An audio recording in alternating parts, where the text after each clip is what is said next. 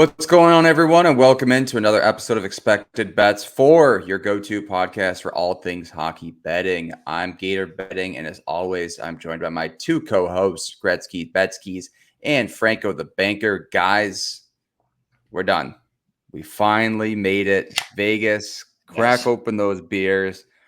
We have made it through all 32 teams. I'm sure you've heard us kind of gradually increase our bitching. I think the Atlantic was good. The Metro was a little bit more contentious.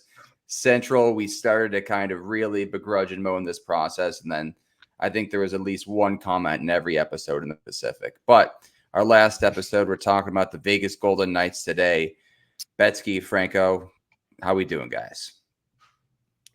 Yeah, we're going to start this earlier next season. Way earlier. It's fun. It's been really enlightening getting ready for capping this hockey season. I think this has really helped. That is true. Yeah. Right. It usually feels like the first month you're kind of getting into things, like figuring out, you're like, oh, he moved there. Like they made this changes. Here's kind of how I project this team to stack up. And we went through all 32 teams, so it feels like you get a little bit of a jump start on the season. Totally. I feel more comfortable with the lines are looking like and everything like that. So that's definitely one positive. So make sure you're following all three of us on Twitter and writing some of our plays because we'll hopefully benefit from this and come out hot on the capping side of things. Yeah, first live stream will be Wednesday. We're not going to do one Tuesday as you listen to these episodes, but we will be back Wednesday, which has been our bread and butter the past two seasons. So looking forward to that. Franco, last episode, how we doing? I'm ready to hit the ground running, man. Like Betsy said, I feel like we know where we're at. We know who we want to target, what teams we want to target now. And we won't be second guessing ourselves, at least hopefully not. Ready to roll, man. Let's do this thing. Yep, love it. All right, with that being said, let's get into the team preview for the Las Vegas Golden Knights. Getting into the team preview for the Vegas Golden Knights, Betsky, I'm going to start with you. They don't make a ton of offseason additions. It feels like they lost some huge key pieces when they were kind of going through that Stanley Cup run. Marchessault's gone. Stevenson's gone. Thompson's gone. Mantha's gone. Carrier's gone. Your favorite player ever, Paul Cotter's gone. He scored for New Jersey the other day. So Alec Martinez is gone. Like everyone, it seems like last year they tried to run it back with that roster and didn't necessarily work out. And it's a new Vegas team. I feel like this is the start of a new chapter for this team. And it's not a good one. Yeah, but I mean, in a weird way, like how many of the original Vegas drafted players are on the team still? Carlson, Theodore. Is that it? Right. And then I think they drafted Haig and White Cloud, right? What about McNabb? Was McNabb there? I don't think McNabb came from Buffalo. I don't think he was. Yeah. Braden McNabb. So think about that. That was a quick churn through in what? 7 years? 6 years? 5 years? No, it's been going. They've been around since 5 years ago was 2019. It has to be more than that. Yeah. I think they started in like 2017 or 16. Regardless, though, that's insane. And I think going into this offseason, they were still a powerhouse in my head, especially since last trade deadline, they did the unthinkable in getting both Hanifin and Hertl. And it was mind-boggling when that happened. And then here we are, and this roster doesn't look as sharp. It still looks good. They arguably may have the best blue line in the entire league. Up and down. But I mean, the losses that they have now, I mean, Marchessault's such a heart and soul guy for this team. It's shocking that you brought in Hertl and then just kind of let him go. I mean, this has been a franchise that's always been like that Toy Story meme with the kid dropping the toy, being like done with it or whatever. And this is just another iteration of it. And yeah, I feel like we may start seeing the cracks more this season. I think they're definitely going to be a competitive team, but I definitely don't have as much confidence looking at this roster up and down as I did before. And, Eichel was a huge piece to add a couple seasons ago. They got the cup with him. And now you kind of wonder if that was the best of it, if that was the best of this window with Eichel or not. But they could also trade half of these players away around the deadline and acquire all the best upcoming UFA players, or all the best deadline acquisition pieces like they do every season. So who knows? I mean, they don't have a first round pick next year or the year after. Yeah. So if things really go bad, that's kind of where they're going. Think about all the players they could have had too. I mean, the trade for Pacioretty was Suzuki, and that's pretty crazy when you look back. And someone else. I think it was Suzuki and a pick, right? Yeah, which turns into, gosh, I don't know who it turned into, but I'd have to look. But yeah. I mean, it's also too like Eichel and Stone, who you could argue are their best two forwards, have had major injury issues in the past as well. Yes. Right? So it's not like they're necessarily in a great place with those two either. Franco, we've seen this team kind of pull the rabbit out of the hat with goaltending in the past, of whether it's Adin Hill or Logan Thompson. One of them just gets hot at the right time.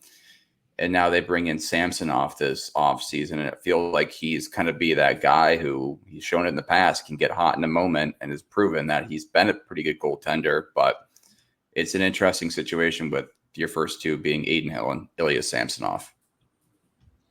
Yeah, I think we should kind of temper expectations at this point with Hill. I think he had that one great run, and we're kind of all thinking back to that. But don't forget, I mean, this was a guy that was in Arizona. He was in San Jose, and I'm pretty sure he was a fade when that was happening. Like, I don't remember ever seeing Adin Hill in net for either of those teams and being like, oh, we can't bet against them tonight. It was more like, oh, Adin Hill's in net. Let's target this team. So I don't think that season should be like the benchmark that we have for Adin Hill at this point, unfortunately. And it's that goalie voodoo thing we always talk about, right? Where he got hot at the right time, and everybody still thinks he's still going to be that guy, and I don't think that's who he is. So they might be in a kind of tricky spot here, but between him and Samsonov, because I don't think that Samsonov is that good either.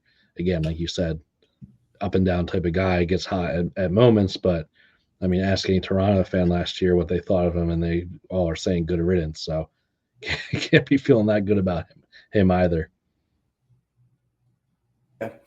Yeah, certainly agreed. All right, before we get into the best and worst case scenario for the Vegas Golden Knights, I'd like to talk to you about our sponsor, Game Time. There's nothing like the energy of watching hockey live. The skates carving into the ice, the puck hitting the post, a huge hit along the boards, and one of the greatest sounds of them all, the excitement in the crowd when your team scores. There's just something about being there in person that no TV broadcast can capture. One of my favorite memories last year was seeing the Sabres and Bruins play, and honestly, I'm looking forward to catching more games there this season. Now, if you're like me and love going to live events, whether it's hockey, concerts, comedy, or theater, you got to check out Game Time. They have a new feature called Game Time Picks that makes getting tickets to see your favorite teams play live even easier. Game Time Picks filters out the fluff to show you only incredible deals on great seats, so you don't have to waste time searching through thousands of tickets. I've been using Game Time lately to browse tickets for an upcoming game, and let me tell you, their super deal feature is a game changer. I found some incredible seats for a game that were seriously discounted. Plus, the app curates the best deals for you, so you're not wasting time scrolling through thousands of tickets. It filters out all the fluff, and bam, you're left with great options at awesome prices. One thing I love about Game Time is the seat view feature. You can actually see a panoramic view from your seat before you buy, so there are no surprises.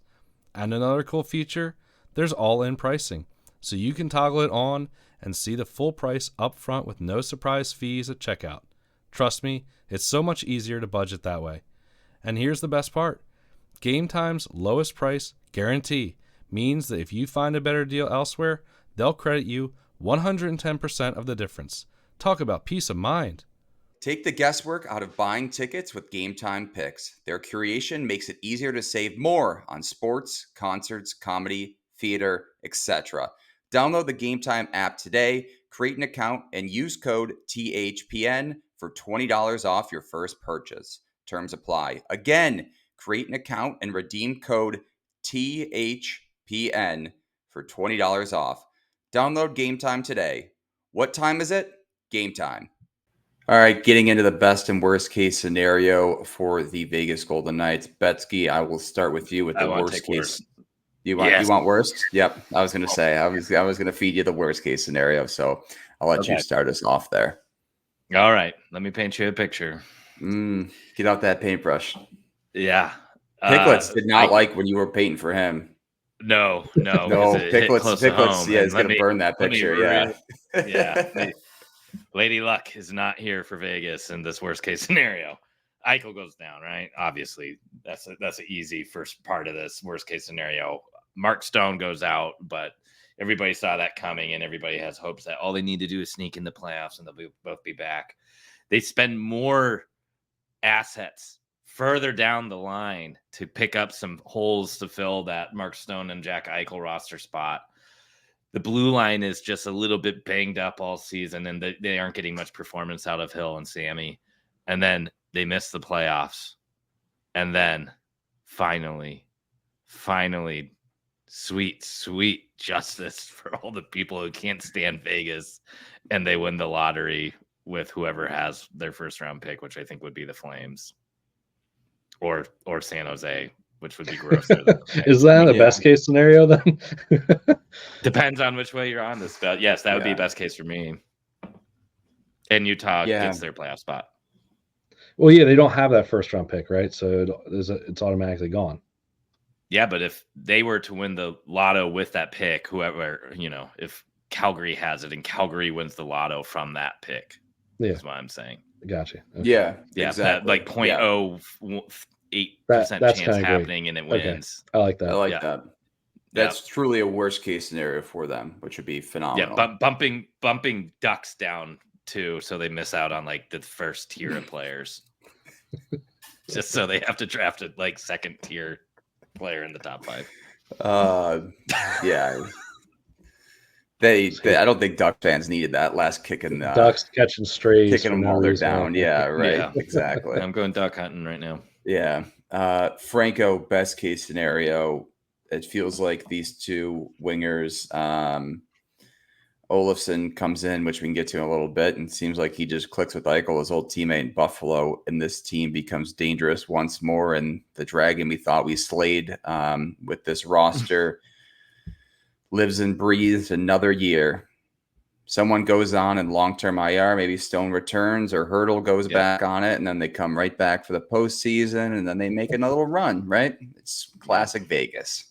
Yeah, rinse and repeat, right? I think your best case scenario here is that this blue line is as good as it looks on paper, right? We think it is. I think it is still a very good blue line. I don't necessarily think the forward group's as solid as it has been, but I mean, Alexander Holtz was a first round pick, I think top 7 overall.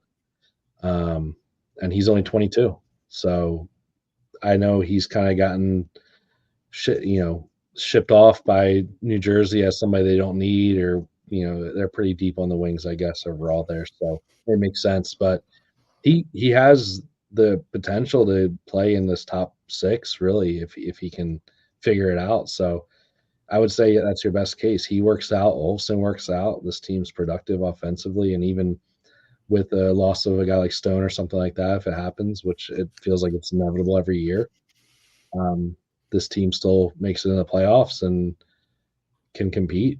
I don't know how far they get with this goaltending tandem, but a round or two maybe. I think that's your best case scenario. I don't think Cup is really in the cards this year, but I think 1 or 2 rounds deep into the playoffs, and that's about it. Feels good. How old do you think Thomas Hurdle is? He's like 28, 32. 30. Yeah, right right in the middle. Yep. Yeah, I was gonna say I thought he was older, but I guess not. I was leaning more towards you, Betsky. But yeah, no, I would agree. I mean, we'll get into the odds in a second, but it looks like this team is more. At least the books are higher on them, right? To be that best case scenario if they do make it to the second round of things, which is really interesting. Like plus 450 to win this division when you have Vancouver and Edmonton, who you both I'm pretty high on this year. I don't know. It's kind of crazy, right? It seems like they're overvaluing Vegas like they are for the Kings. Maybe it's a bait. I think it's just the name and what we've seen in the past. Again, I think Hill's overvalued overall, and we've kind of gone over at this point. I don't feel like this division is particularly strong. I think there's a lot of maybes here, but I think it's easier to say that you're higher on Vegas because of what they have and what they've done than to go out on a limb on, San Jose, Calgary, Seattle. I think that's where the books probably are thinking here. Yeah, I would agree. All right, before we get into some team and player futures, I'd like to talk to you about our sponsor, DraftKings. The quest for the Stanley Cup starts now. The puck's dropping on the 24-25 season. Get in on all the action at DraftKings Sportsbook, an official sports betting partner of the NHL. It's super easy for first-timers to get started. Try betting on something simple, like picking a team to win. Go to the DraftKings Sportsbook app, select your team, and place your first bet. Whether you think Connor McDavid can notch 2 points or Nathan MacKinnon can rack up 5 shots, DraftKings has got you covered. And if you're new to DraftKings, listen up. New customers bet $5 to get $200 in bonus bets instantly. Download the DraftKings Sportsbook app now and use code THPN. That's code THPN for new customers to get $200 in bonus bets when you bet just $5. Only on DraftKings. The crown is yours.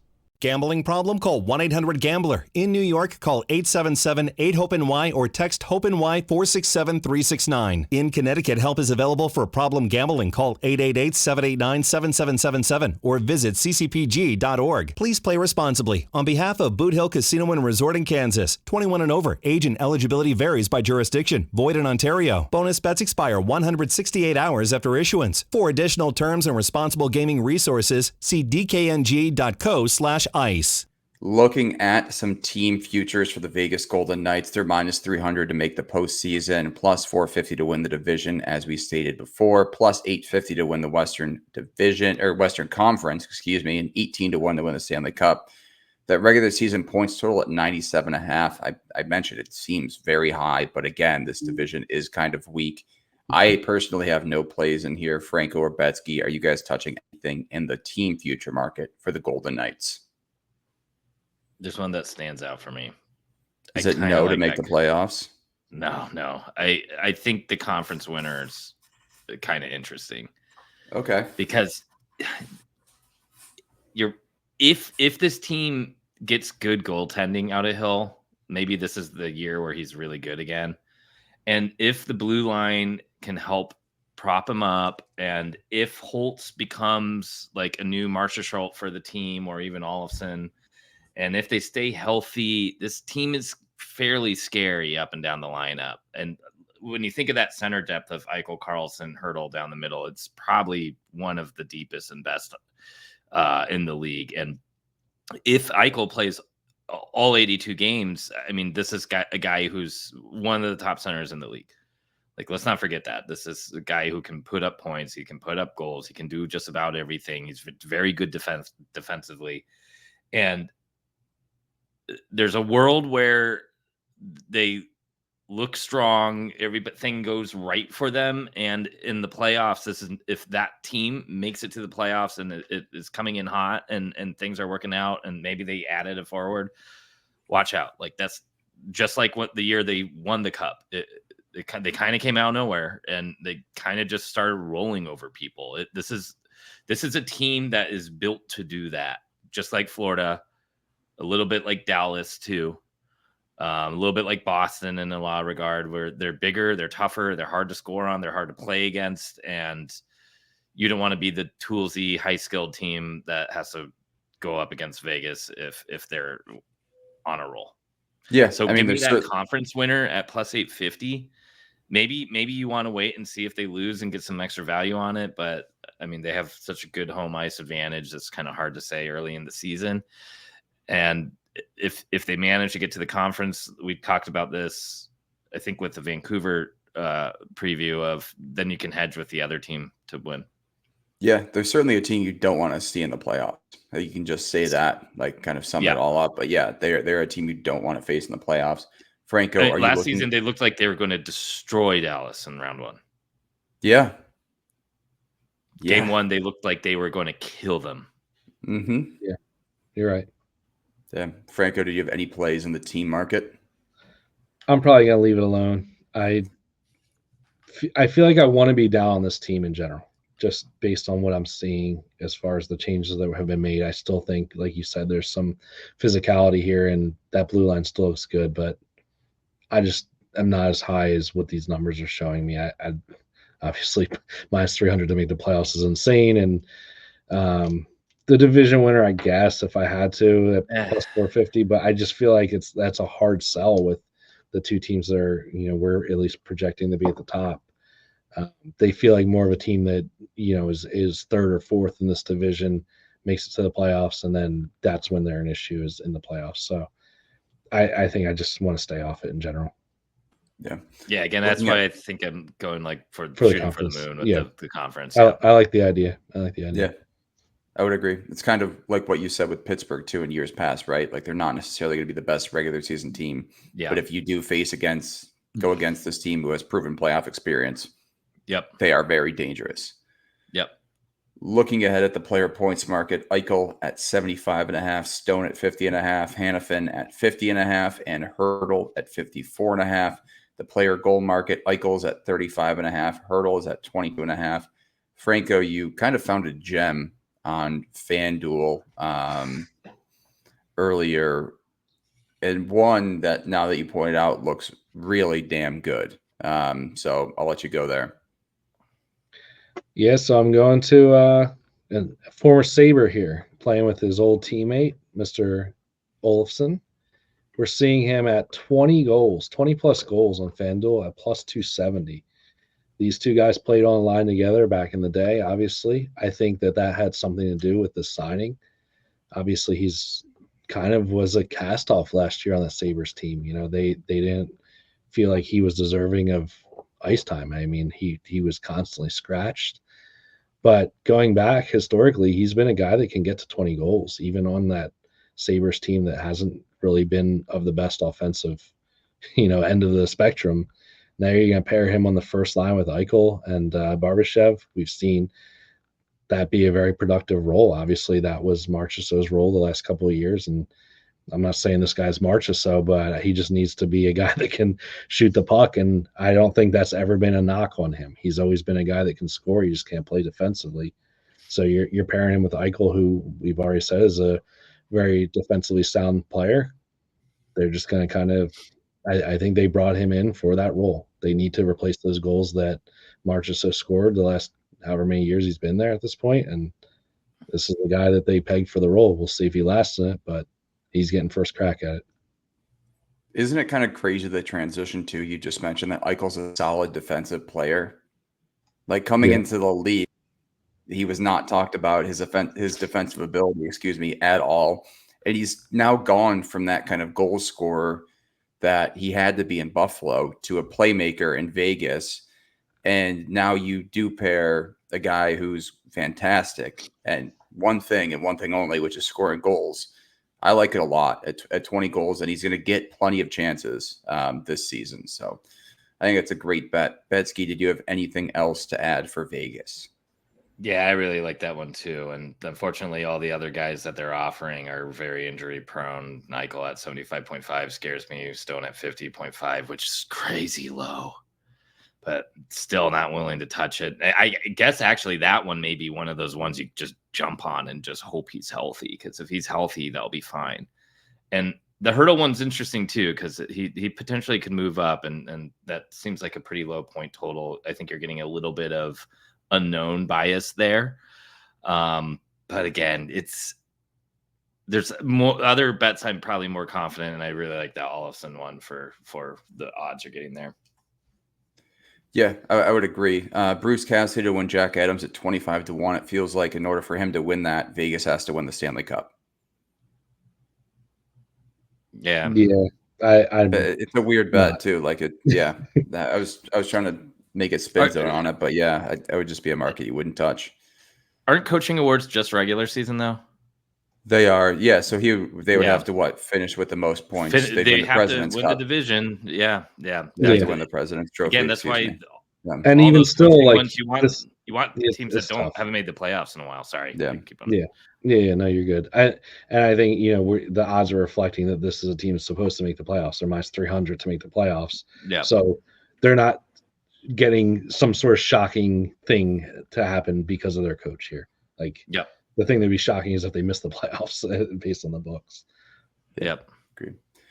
All right. Well, we want to thank everyone for listening to this episode of Expected Bets 4. Be sure to check out our social media on YouTube, Twitter, and Instagram. And thank you again to our wonderful sponsors, Game Time and DraftKings.